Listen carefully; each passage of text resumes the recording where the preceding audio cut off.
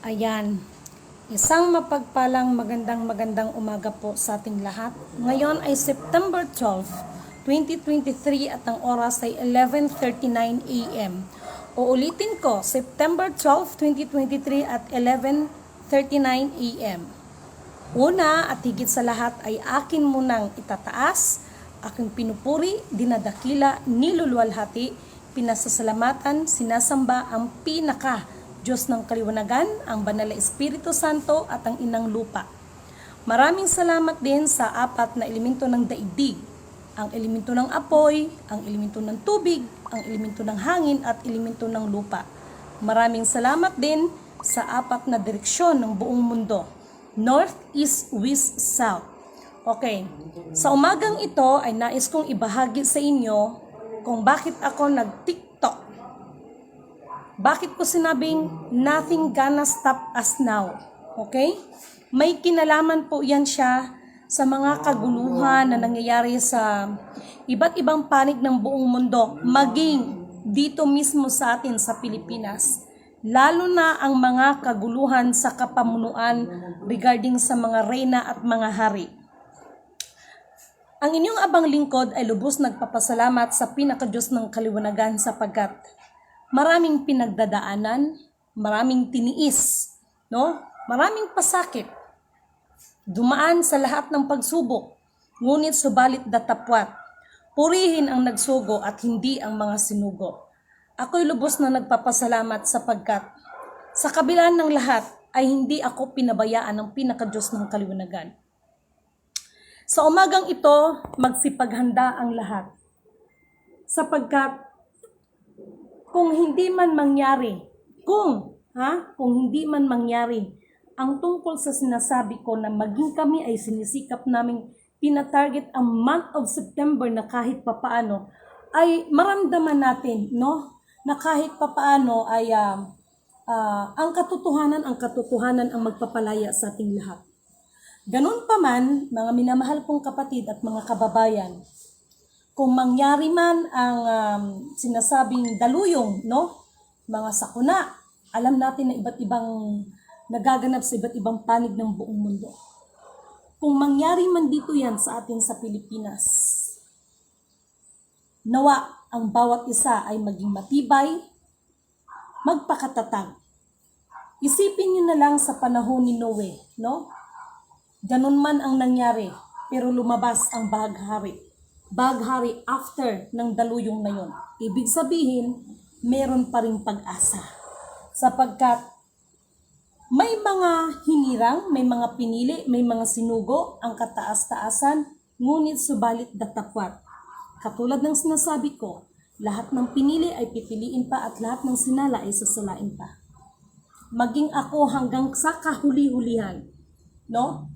Ay titimbangin at sasalain pa. Kaya ko ito winiwika sa inyo dahil ayoko na pagdating ng time ang ma-disappoint kayo sa akin. Maraming salamat sa mga taong nagtitiwala sa akin. Subalit, ako man sa sarili ko, tahasan kong sasabihin sa inyo. Candidates pa lang po ako. Pagdating sa mga pinili na pipiliin pa at lahat ng sinala ay sasalain pa.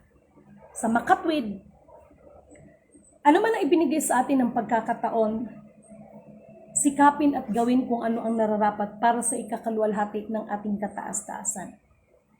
Sa pagkakataon na ito, nais kong ibahagi sa inyo ang isang napakagandang balita ng ating kapatid, no? Sapagkat kahapon ay tumawag siya sa akin at napakasaya, no? Napakasaya sapagkat ito yung mga kapatid na nakinig sa payo ng inyong kapatidin, no? Ng aba ninyong lingkod. Bago siya pumunta sa kanyang paroroonan kagahapon, nag-usap kami at siya ay aking pinayuhan na bago ka pumaroon sa iyong paroroonan, siyempre magdasal ka. Pangalawa, kailangan mong alamin muna or i-refresh muna doon, no? Sa makatwid, sa madaling salita, napakagandang balita sapagkat nakakita kami ng isang liwanag sa lakad ng ating kapatid kahapon.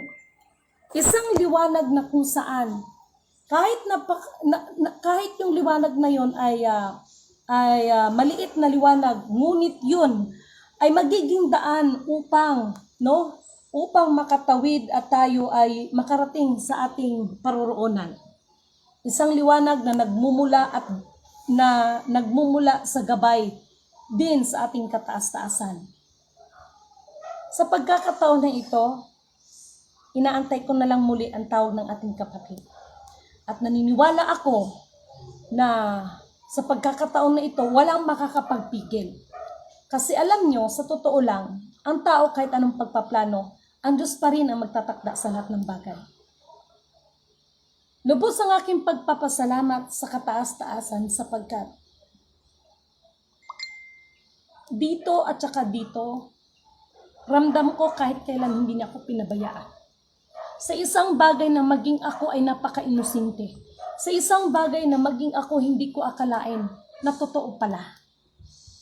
Akala ko yung mga bagay na yan ay katulad lamang sa teleserye, no? O mga telenovela na mapapanood natin sa telebisyon. Ngunit sa totoong buhay ay totoo pala. Sa pagkakataong ito, lobat kasi ako, kaya kailangan ko munang bunutin ito. Sorry, no? Ipagpaumanhin, ayan, no?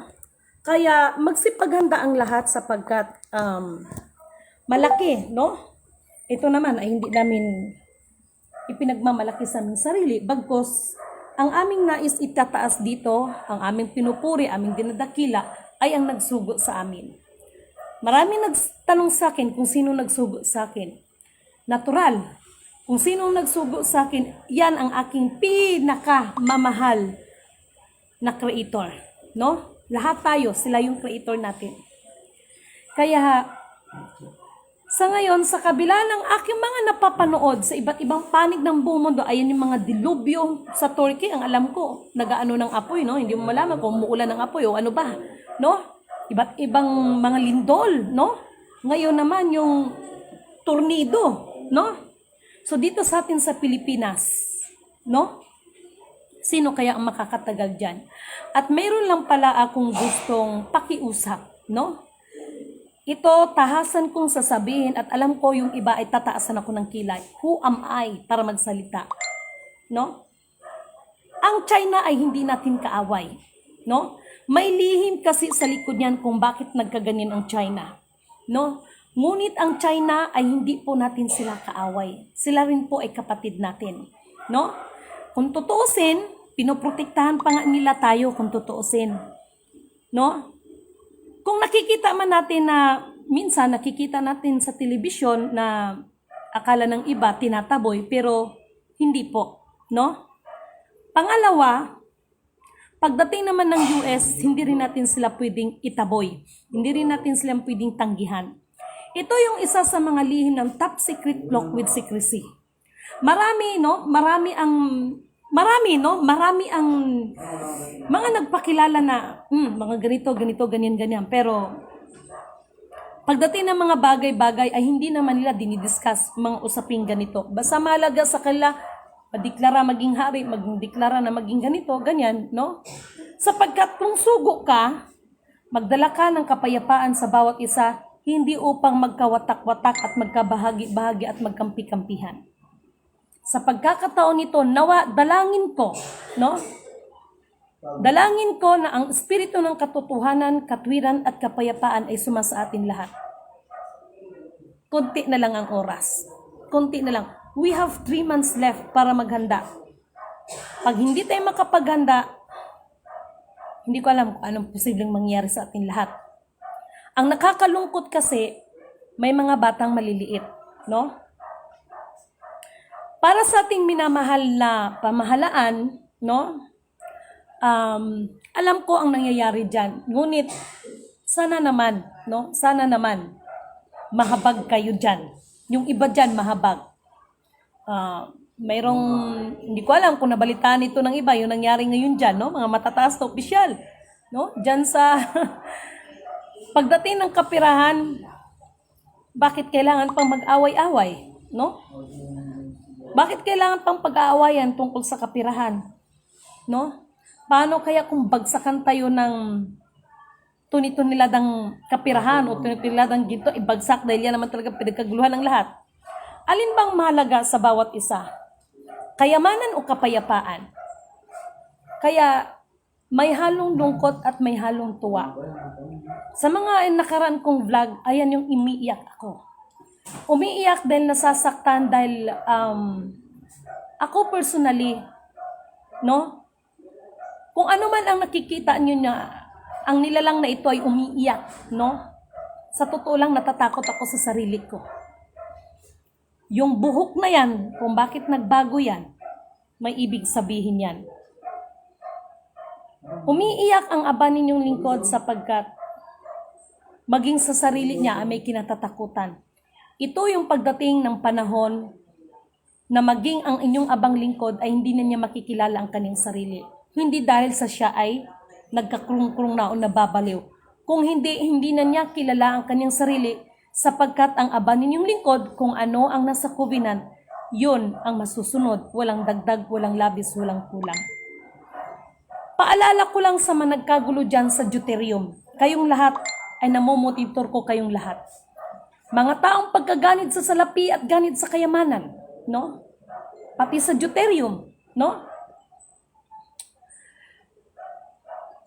Sana lang, no? Sana lang pag dumating ang panahon talaga ng nararapat sa kapanahunan, makakatagal ang bawat isa.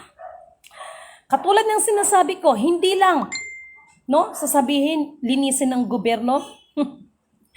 Bago magsalita ang bawat isa, linisin mo na ang ating mga sarili.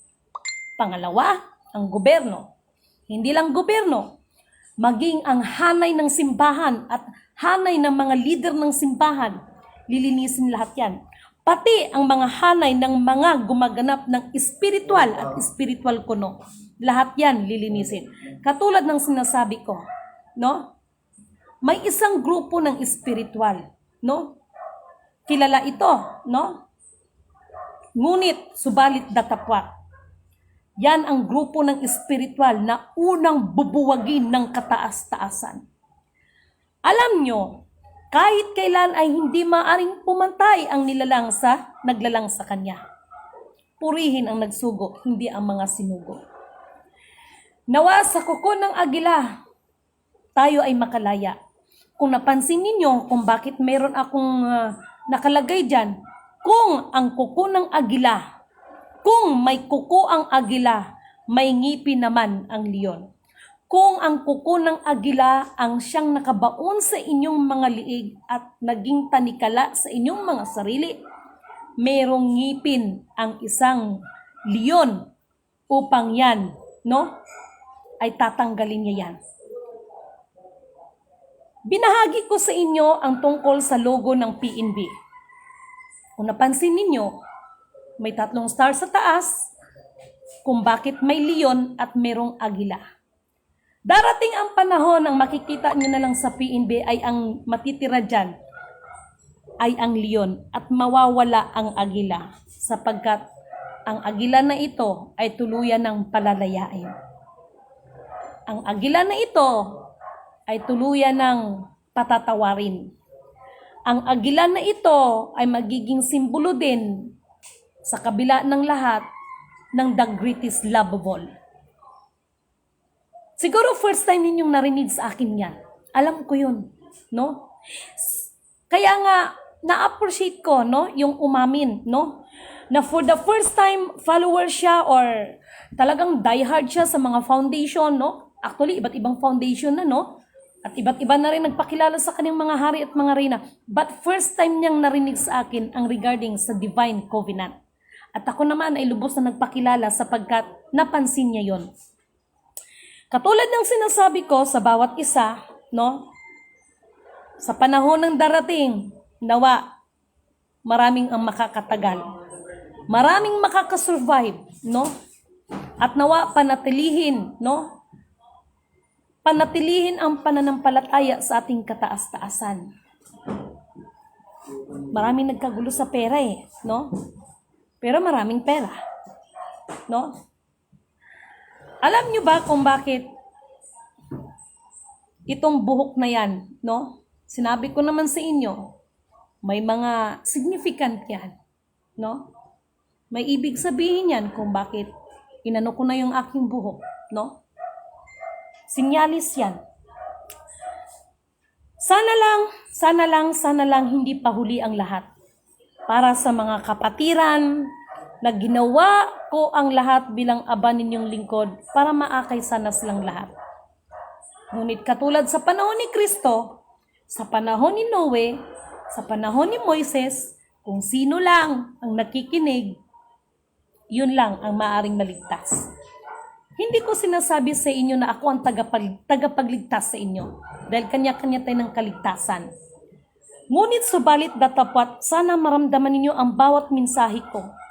Nagmula dito sa kaibuturan ng puso ng aba ninyong lingkod. Maraming gumaganap na espiritual, ngunit ang napansin lang ay ang aking buhok. Pero behind of it, hindi nila naunawaan. Maraming gumaganap ng espiritual, ngunit ang pagwiwika ko ng damumo of Mulakanyang ay pag-alagala kasama ang bata. Hindi pa rin ako naunawaan. Maraming gumaganap ng espiritual, no? Matataas na espiritual, kaya nalungkot ako. Akala ko magiging pasado siya. Pero dahil pa rin sa pera, no? Bumagsak pa rin, no? Kaya nalulungkot ako. Kapag hindi tayo mapagkatiwalaan sa maliit ng bagay, paano tayo mapagkatiwalaan sa malaking bagay? Kaya nalulungkot ang aba ninyong lingkod. Kahapon kinausap ko ang ating kapatid. Paano yan? Dahil doon sa aking nakitaan ay 4 pa lang, no? Ang posible, no? Number 1 na yung isang kapatid na yon na pumunta ng bangko kahapon. Napakagandang balita kung tutusin. Sabi ko nga sa kanya, kapatid, anong gagawin natin? No? Dahil sinisigurado ko, binibigyan ko ng assurance yan. Pag once yan ay ilabas ko yan, sigurado ako magkakagulo. Magkakagulo yan sapagkat alam ko marami pa rin ang hindi makakatanggap sa akin. Ngunit ang pakiusap ko lang sa inyong lahat, hindi mahalaga sa akin na tanggapin ninyo ako. Sana lang matanggap ninyo ang buong katotohanan na ang nagsugo sa abang ninyong lingkod ay buhay na buhay. At yan ang banal na espiritu at yan ang naglikha sa atin. Yan lang ang pakiusap ko. Dumating man ang bagay na yan, ang panahon na yan, hindi naman kawalan sa akin na hindi niyo ako matanggap. Ang pakiusap ko lang, tanggapin ninyo ang nagsugo sa akin. No? Baka sakaling mahabag siya sa inyo. Dahil wala naman sa akin ang kapangyarihan, no? Ang kahabagan kayo, kundi sa kanya pa rin naman. No? Sa kanya pa rin naman nagmumula lahat ang atas, ang panukala, ang batas. Ang aba ninyong lingkod ay sumusunod lang. Kasi ako sa totoo lang, ramdam ko no? At natuklasan namin kahapon, no? Na maging ang mga bangko, kung ano talaga ang pinaka-problema nila dyan, no? Hindi maitatago yan. So, nawa, hindi pa huli ang lahat. At para sa iba, no? Para sa iba, ito lang ang gusto kong iparamdam sa inyo. Hindi mahalaga dito kung galing ka ng alta sosyudad, kilala kang tao, no? Ang kailangan ko dito, yung makita ko na marunong tayong sumunod sa panukala ng Diyos, hindi yung sarili nating mga panukala. Kasi nung nakaraan, akala ko okay na pero dahil pa rin sa pera, bumagsak pa rin siya sa akin. Bakit? Napakaliwanag ng sinasabi ko, no? Wala akong tatanggaping pera, bagkos dadaan sa inyo yan, no? Meron lang isang bagay na sinubok ang inyong abang lingkod. Ngunit napakasimple, pero hindi pa rin pumasa, no? So nalulungkot ang abang ninyong lingkod sa totoo lang. Sinubok ang mga kapatiran, pero pagdating ng pera, bagsak pa rin, no? Kaya tama si Tatay Pio, sa huling sandali, titimbangin tayong lahat dahil sa pera, no? Pera, pera, pera, pera, pera. Pera, pera, pera, no?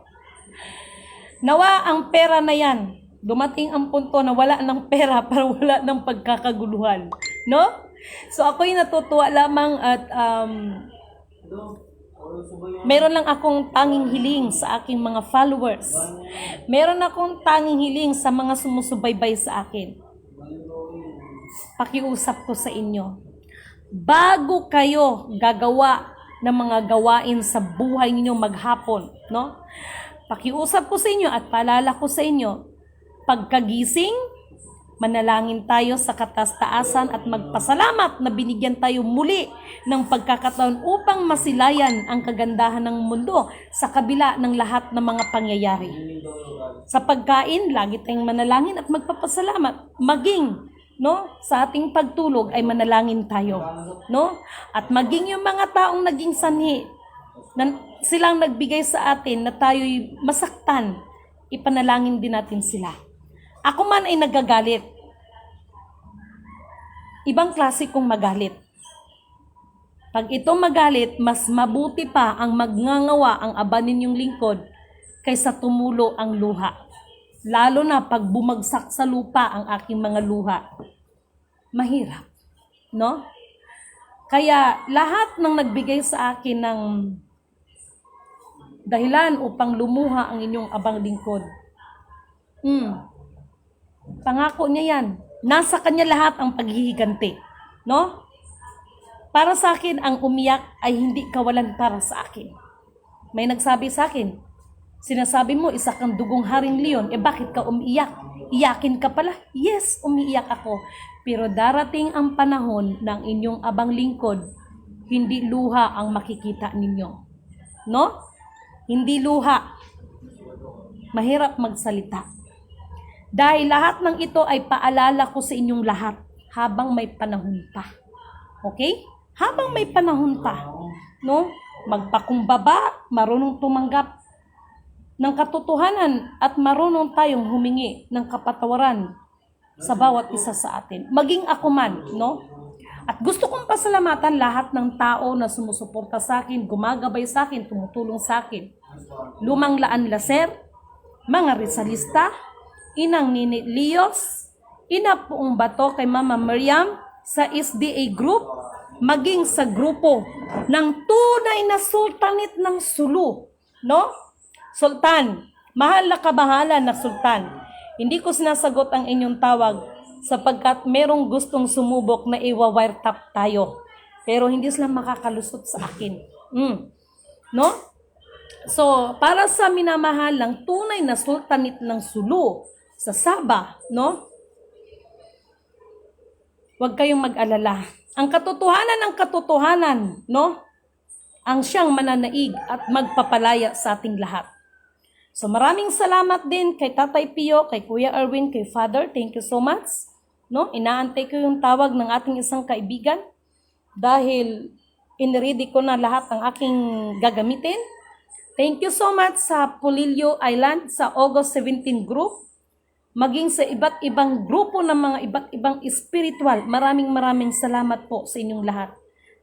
Thank you so much. At katulad ng sinabi ko, dumating man ang panahon na ang katagumpayan ay ipagkaloob sa inyong abang lingkod. Ayoko magsalita ng marami, ngunit wala pa akong stipnik para hindi ako lumingon sa aking pinanggalingan at sa mga taong naging gabay ko rin para mapagtagumpayan ang lahat ng bagay na yan. Mabuhay, perlas ng silanganan. Mabuhay, inang lupa. Kuya Emmanuel, Kuya Emmanuel, Kuya Emmanuel, Emmanuel. Tama ka, Kuya. Darating ang tamang panahon. Natatawa ako mag-isa at sasabihin ko sa aking sarili, salamat, Kuya Emmanuel. Hindi ko makalimutan ang sinabi mo sa akin. Maubusan na sila ng yaman, pati yabang, pati lakas. Ngunit, subalit datapwat, hindi sila, kaya wala silang magagawa. At ang katotohanan ang magpapalaya sa atin at hindi ang kayamanan. Kaya, unahin muna natin hanapin ang kaharian ng kataas-taasan. Ang katotohanan upang lahat ng bagay ay idaragdag sa atin. Maraming salamat din sa Actually, nagpasalamat na yata ako sa apat na elemento ng daigdig. Ang elemento ng apoy, ang elemento ng hangin, ang elemento ng tubig at elemento ng lupa. Maging ang apat na direksyon ng mundong ibabaw na ito, from the north, from the east, from the west, from the south. Kudi dasay irawuntay siri ilahaya rawunday irakana mona yalakana yaraday izide boda ira. Hira la fora yantay ina hira kanam mona yirda ida siri irawunday ila fola yantay iyarala iyarsan. Magsipaghanda ang lahat, no? Nawa tayong lahat. Pagtagumpayan natin ang pagsubok nagdarating sa ating lahat. Puriin ang nagsugo, hindi ang mga sinugo. Isang mapagpalang magandang araw po sa ating lahat.